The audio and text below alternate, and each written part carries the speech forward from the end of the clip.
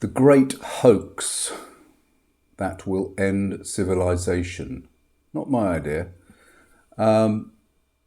Civilization is a word that has been invented by an elite to suggest that we are living in an ordered, fair, egalitarian world. There's never really been any such thing as civilization. There's just been sort of managed chaos or managing crises as they come since the dawn of time, really. Certainly since the dawn of so-called civilization. If you think about civilization, it really means the time when certain hierarchies evolved. In fact, civilization is inextricably linked with war, patriarchy, and human sacrifice. That's really what so-called civilization has been about. So let's not get too hung up. But what about the word civilization? But I'm using it to describe a kind of post-war society that we've got used to and that we've now dismantled. And the fact that we ourselves have been part of the process of dismantling that is because of a great hoax. We've been hoaxed. I've talked about this a little bit before, but as I said, they're not all my words. There's a new book out by Dr. Kemp, who has released some research which he has articulated in this book, which is called Goliath's Curse. And the headline from that is that he believes, and this isn't some crazy guy on the internet, this is an academic from Cambridge University who specialises in this kind of thing. And now I know we don't like experts anymore. We don't trust them. That's unfortunate, but that's part of the hoax, that we have demoted experts and replaced them with just idiots. Generally idiots on the internet, like me. So the headline from that is self-termination is the most likely outcome. And he sees sort of patterns of civilizations coming and going right throughout the history of man. And so, sorry, it's very hot in here. We're still having the heat wave. Yes, I know, global warming doesn't exist, but it's now been 5 or 6 weeks of record-breaking temperatures, and it's driving everybody insane, including me. So self-termination is the most likely outcome. It's good news, isn't it? Yeah, good news. Well, maybe it is good news. I couldn't do it down. In fact, there is a thought that maybe this would be the only way to kind of restart a system which is responsible for so much torture and death. Anybody who knows the history, not only of today, but the history of the last century, will realise that it's a pretty tormented world we live in. Let's not get depressed, though. So, he would argue that a collapse is coming, but this isn't new. End times has been a feature of almost every generation, again, since time immemorial. And the collapse on this occasion is going to be led by a sort of enriching, status-obsessed, Machiavellian, psychopathic, narcissistic elite. Now, anybody who looks at, let's say, the 6 or 7 most powerful people in the world, the people now who are making decisions, and this isn't conspiracy, just look at what they say, hear them, watch. It's not rocket science. This is not a political polemic. It's just basic psychology. Just observe. These people are infected But, you know, the man with the biggest gun has always been the man who's been able to kind of bully and push people around. So, you know, big news, not really, nothing at all. But what's interesting, though, is how we have been hoaxed to support these people, to support their ideologies, to buy in to their systems of governance, just like the turkeys vote for Christmas. It's very strange. I want to talk a bit about that. So, the great hoax, what is it? Well, you've got to think really of history not as some wonderful process of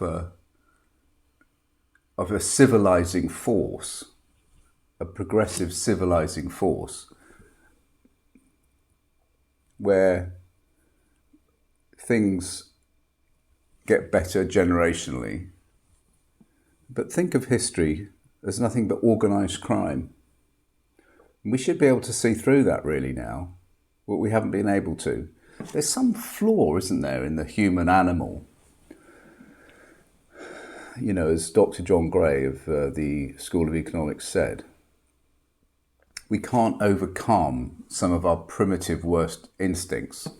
We can't escape our kind of animal nature.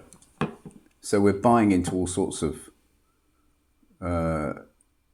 self-harm, in effect. So what is this hoax?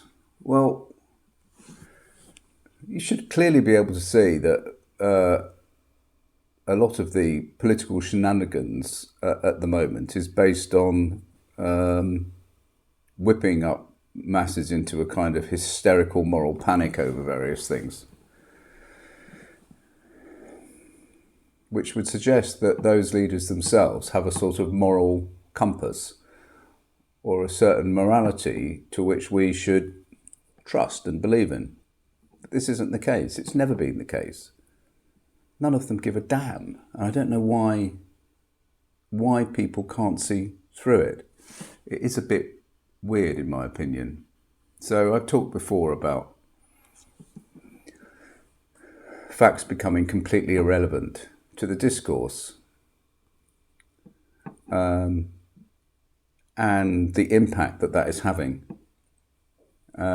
Trump's second in command, Stephen Bannon, had a strategy which he was saying, flood the zone with shit, flood the zone with bullshit, just throw things at people until they kind of can't really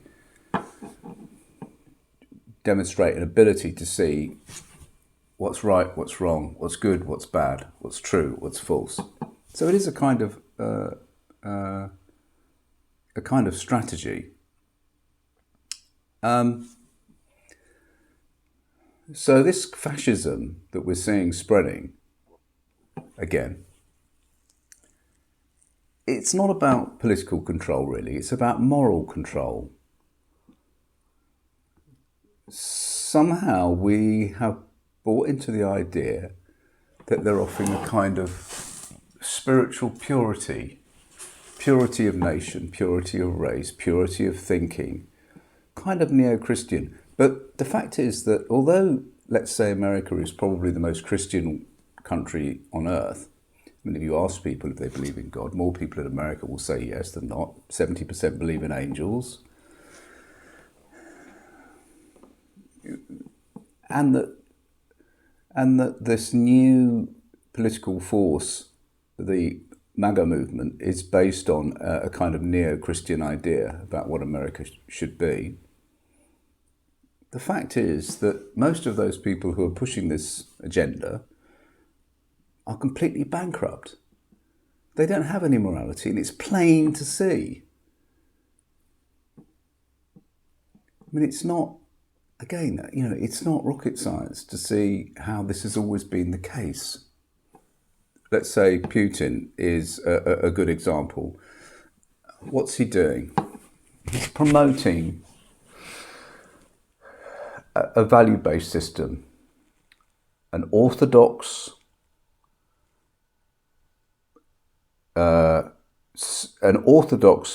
belief system based on, again, what we would call kind of Christian values to do with family, purity,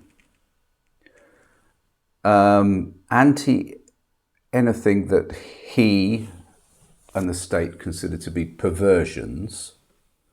That could include absolutely anything. But at the same time, you know, as the richest, possibly the richest man in the world, he's creamed a lot off for himself. And he hasn't done that by being morally pure. I mean, that so goes without saying that I can't even believe I've just said it. And him and others like him demand a huge sacrifice from the average working person, a sacrifice which they don't really partake in any way. You'll probably notice that the children of those leaders very rarely actually end up going to war. They tend to be staying at home while those crises are on, living in their gold-encrusted palaces. Now, I'm not talking about politicians and politics as a whole, or individuals who are just being of service to a community in some municipal way, not making any I'm not making aspersions on them.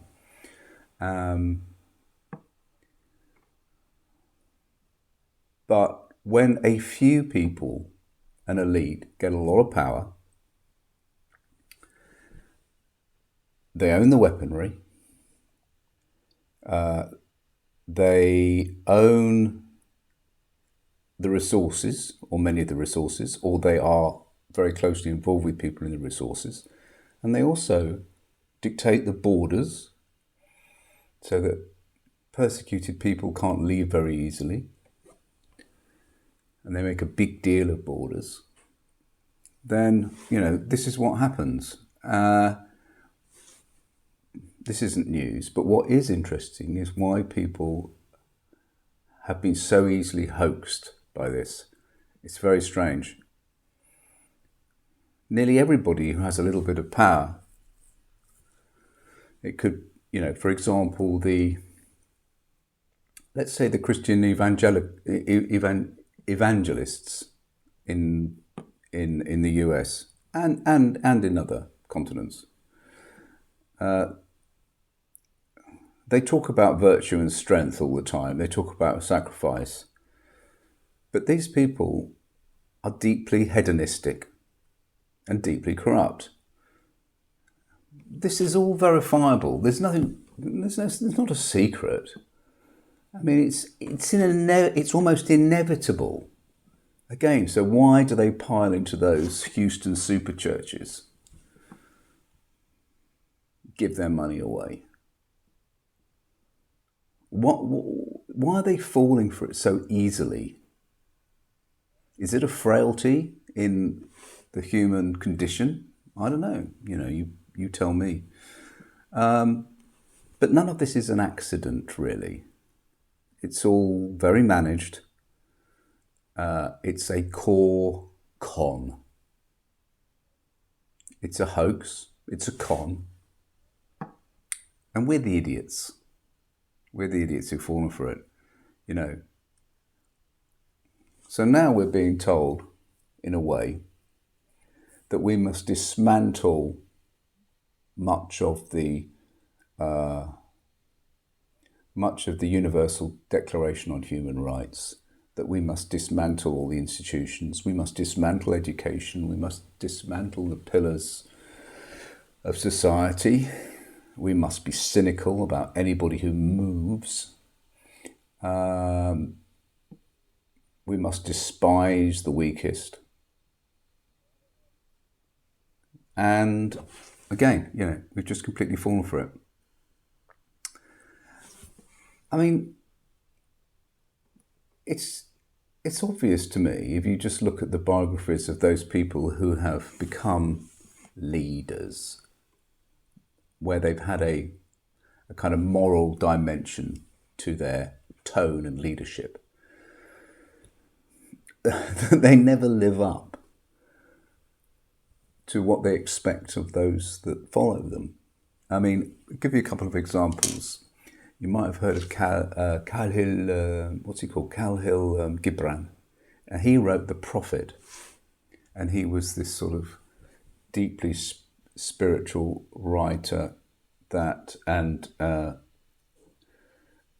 kind of religious guru to some extent, spiritual guru, who gathered a large following. And he wrote these deeply spiritual, poetic works about love and humility, inner peace. And that's what he did, very successfully. But in actual real life, you know, he was a man with a very large ego. He had very difficult relationships. I'm not going to go into it too deeply. He kind of had a reputation as a bit of a manipulator, and he didn't live this pure aesthetic life at all. So, you know, maybe he was aspirational, but he was asking more of others than he asked of himself. And the other guy, I'm not going to slag him off, but was Alan Watts. You know, he was the man who, some say, introduced the idea of Zen Buddhism to the West. And his books were very interesting and aspirational and very beautiful, and he did lots of lectures. You can read his stuff and you can listen to him on YouTube. He's everywhere. And he preached, again, a kind of detached life where you're balanced and where you transcend all your kind of flaws. But again, he actually was a sort of alcoholic drug abuser. He was a known womanizer. He got himself into all sorts of problems. He kind of died really due to his alcoholism. His life was a mess, and yet his teachings were something else. So kind of extrapolate, and that I've just given two examples kind of off the top of my head, but I mean I don't want to get sued but almost everybody in that field, you know, is I'm not going to say corrupt, but troubled, shall we say. Maybe you can think of one that isn't. I can't. So you can extrapolate from that these sort of political elites who have gathered this large following where they are able to do whatever they want to some extent because they have this power over large numbers of people because they've hoaxed them. They also are not living up to the sorts of things that they demand of other people. We kind of believe in the myth of a heaven on earth, I suppose, a myth. And so we'll buy into anything that makes us sort of emotionally feel that we kind of can get there in some way. But that's not true. It's just control of the masses in order to corrupt them, hoax them, and we're now very, very easily hoaxed. I'm not saying there aren't serious structural problems. Of course there are. But there's also a lot of self-harm going on. We're harming ourselves when we buy into this rubbish. It's not the answer to engage in the sort of politics that's going on at the moment. I think that people are grasping at straws when it's always the same, when they turn to charismatic leaders. I think half the problem is that a lot of people don't really realise what life is and what life is for, what life is about. I don't know why that's come about. It's weird how they never discuss it in Parliament. you'd think, wouldn't you, amongst all that legislation that's going on, and that they might one day just think, let's have a debate about what's the point of living? What is the point of actually being alive? You know, what actually do people really want? And of course, maybe it's that people want too much. I don't know. Maybe their expectations are far too high. And if your expectations of life are too high, you're going to be frustrated. You're going to be disappointed. You're going to be angry. And in that case, you might sort of turn to one of these narcissistic psychopaths. And you know what I'm talking about. For salvation, well, good luck with that.